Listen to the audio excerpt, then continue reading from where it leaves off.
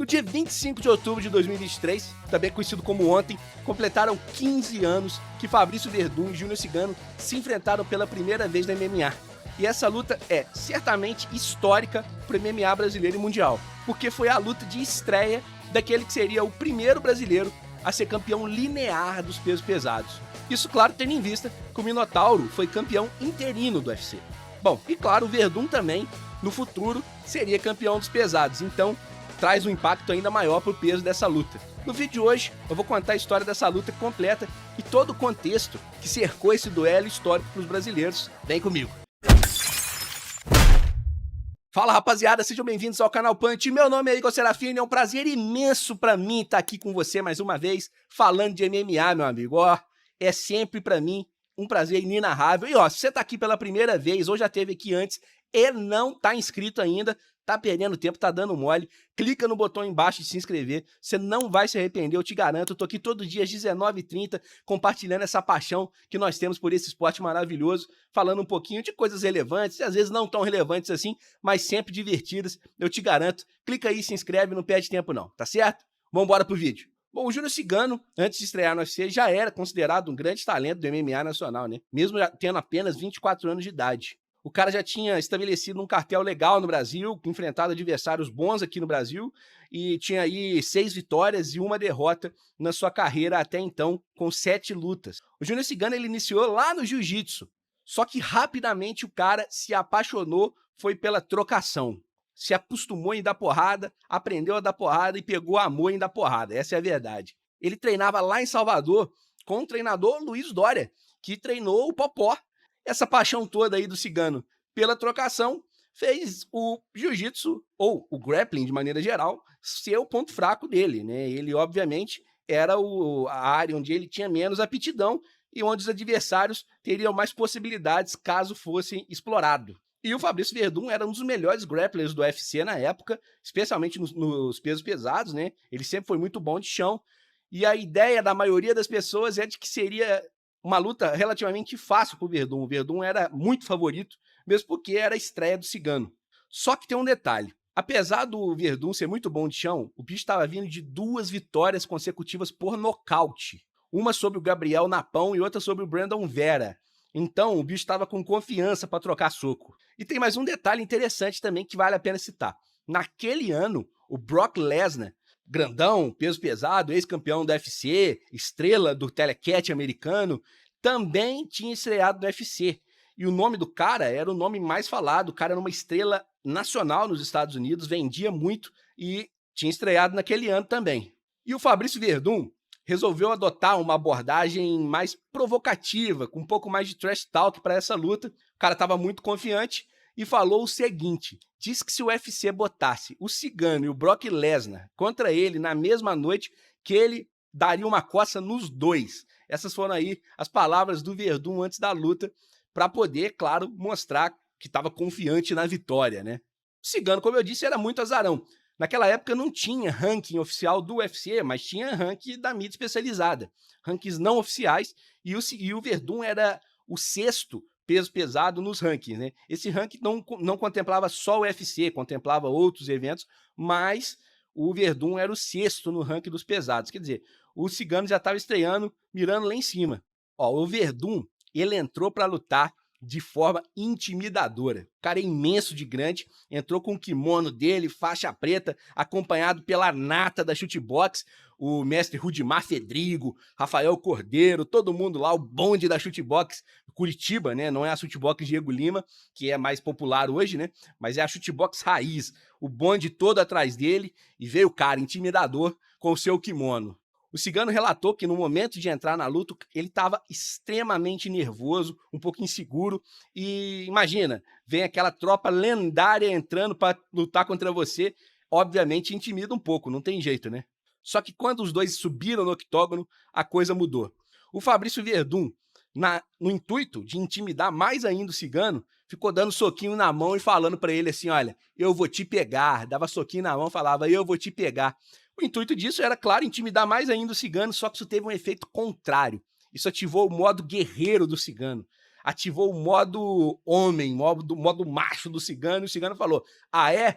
Vai me pegar? Então vamos ver se vai mesmo. E aí, meu amigo, o nervosismo ficou de lado e a coisa se equiparou antes mesmo da luta começar.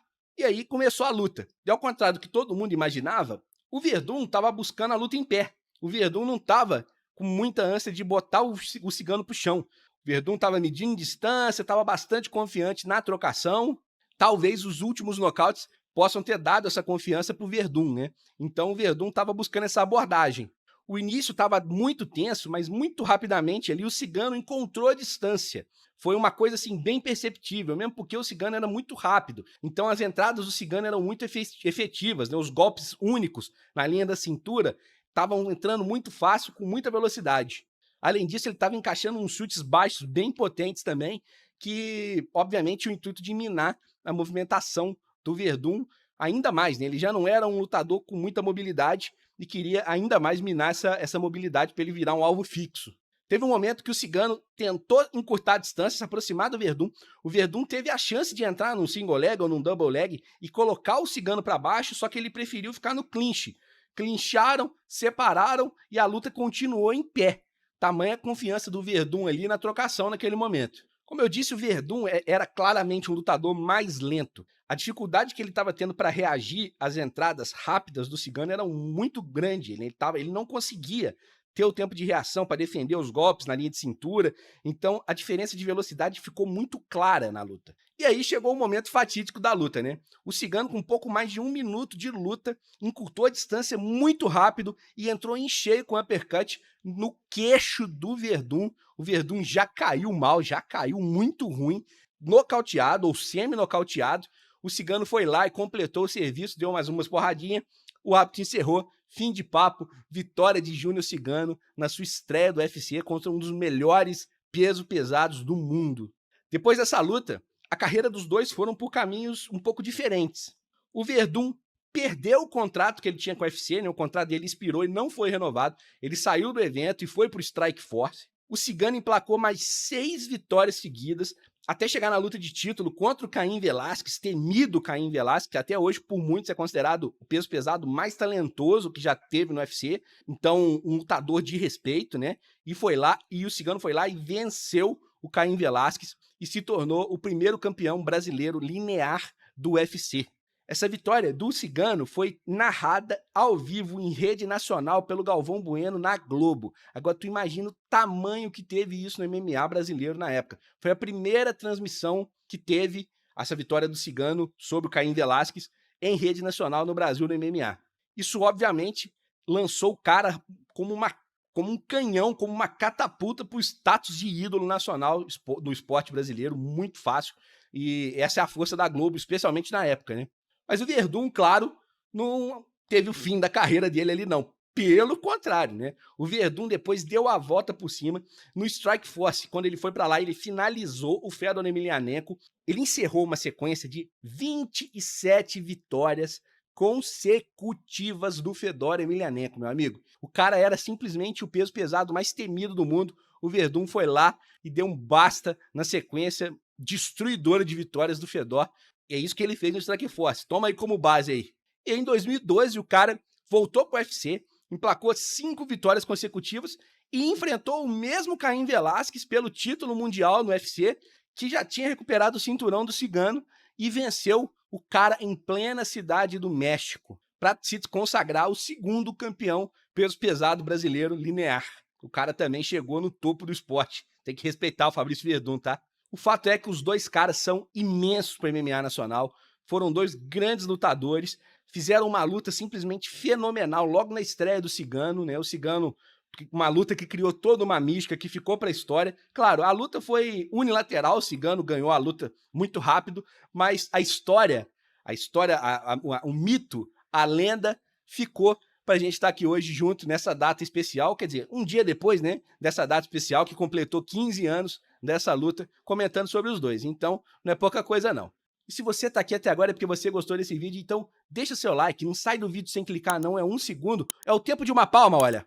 Pronto, clicou, acabou, é muito rápido e vai ajudar pra caramba o canal, você não tem noção, porque você sinaliza pro YouTube que tu gostou do vídeo, e aí o YouTube indica pra mais pessoas. Não é muito simples a lógica? Então, te agradeço se você clicar, beleza? E aqui no vídeo do lado, eu falei sobre o fato que eu trouxe com algumas evidências de que o Charles do Bronx provavelmente será realmente o próximo desafiante. O Dana já deixou isso bastante evidente e a probabilidade de não ser o Charles é muito pequena. Clica ali, o vídeo está muito bom, eu te garanto. Você não vai se arrepender de ir lá assistir, tá bom? Um abraço, até amanhã às 19h30. Valeu, fui, meus amigos, tchau!